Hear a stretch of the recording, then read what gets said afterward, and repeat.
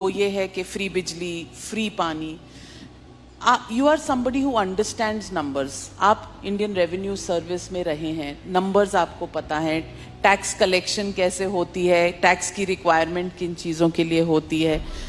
क्या ये फ्री के जो पॉपुलिस्ट बांटने की इलेक्शंस के दौरान जो ये एक आदत सी पॉलिटिकल पार्टीज में बन गई है, क्या ये लॉन्ग टर्म सस्टेनेबल है?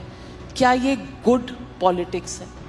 बहुत अच्छी पॉलिटिक्स है, सबको करनी चाहिए। मैं आपको बताता हूँ क्यों। इसकी इकोनॉमिक्स भी समझाता हूँ आपको और इसकी पॉलिटिक्स भी समझाता हूँ आपको। सबसे पहली बेसिक बात, इन सारे मंत्रियों को और इन सारे एमएलएज को बिजली फ्री मिलती है। इनको जब बिजली फ्री मिलती है तो उसको फ्री भी नहीं बोलते। और जब जनता को, इनको 4-4 हज़ार यूनिट बिजली फ्री मिलती है महीने की, और मैं जनता को 200 यूनिट फ्री बिजली देता हूं, तो इनको सबको तकलीफ होती है। क्यों? अगर इन मंत्रियों को जो फैसिलिटी मिलती है मैं अपनी जनता को देना चाहता हूं, तो इनको क्यों तकलीफ होती है? इन सारे मंत्रियों को और एमएलएज और एमपीज का सारा इलाज का खर्चा फ्री है। कोई बीमार हो जाए इनके घर का सारा फ्री है। तो अगर मैंने अपने दिल्ली के लोगों का इलाज फ्री कर दिया तो इनको क्यों तकलीफ होती है?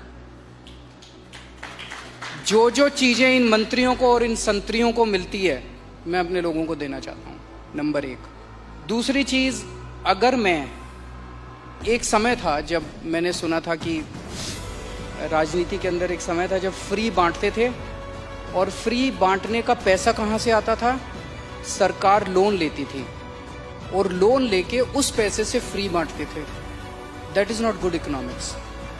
अगर मैं, आपके पास जो पैसा है उस पैसे से, उसमें आपके टैक्स नहीं बढ़ा रहा, टैक्स उतना ही है, मैं घाटे में नहीं। आज दिल्ली सरकार पूरे देश में अकेली सरकार है जो फायदे में चल रही है, घाटे में नहीं चल रही। सीएजी की रिपोर्ट है 2019 की, उस रिपोर्ट में लिखा है हमारी सरकार बनने के पहले दिल्ली सरकार घाटे में चलती थी। हमारी सरकार बनने से तब से लेके आज तक दिल्ली सरकार अकेली सरकार है पूरे देश के अंदर जो फायदे में चल रही है। मैं सरकार फायदे में चला रहा हूँ, मैं कोई नया टैक्स नहीं लगा रहा, मैं कोई लोन नहीं ले रहा। अगर मैंने करप्शन खत्म करके, पैसा बचा के लोगों को अगर सुविधाएं दे दी तो क्या बुरी बात की? तो दिस इज गुड इकोनॉमिक्स। और तीसरी चीज, पर ये मिरेकल होता कैसे? मैं एक छोटा सा एग्जांपल देता हूं। जैसे ये फ्री दवाइयों वाला कैसे सिलसिला चालू हुआ, ये बड़ा इंटरेस्टिंग है। हमने एक फ्लाईओवर बनवाया, उस फ्लाईओवर की 325 करोड़ रुपए की एस्टिमेटेड कॉस्ट थी, वो शायद 200-250 करोड़ रुपए में बन गया, तो 125 करोड़ रुपए उसमें बच गए। कैबिनेट मीटिंग चल रही थी, हम लोग डिस्कस कर रहे थे, तो पता चला कि ये 125 करोड़ रुपए बच गए।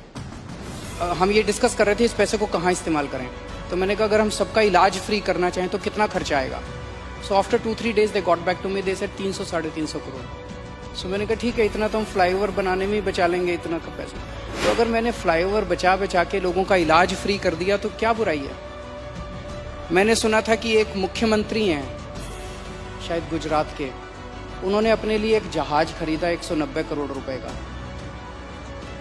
मैंने लिए अपने जहाज नहीं खरीदा, मैंने दिल्ली की सारी अपनी माँ बहनों का डीटीसी बसों में किराया मुफ्त कर दिया, 150 करोड़ का खर्चा आया। बताओ क्या बुराई है?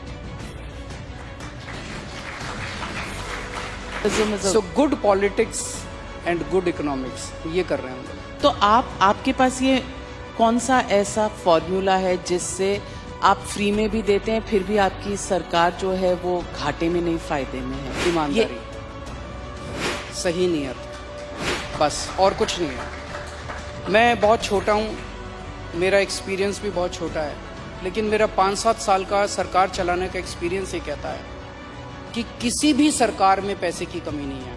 मैं ब्लैंकेट स्टेटमेंट दे रहा हूँ, किसी भी राज्य सरकार में और किसी भी केंद्र सरकार में पैसे की कमी नहीं है, नीयत की कमी है।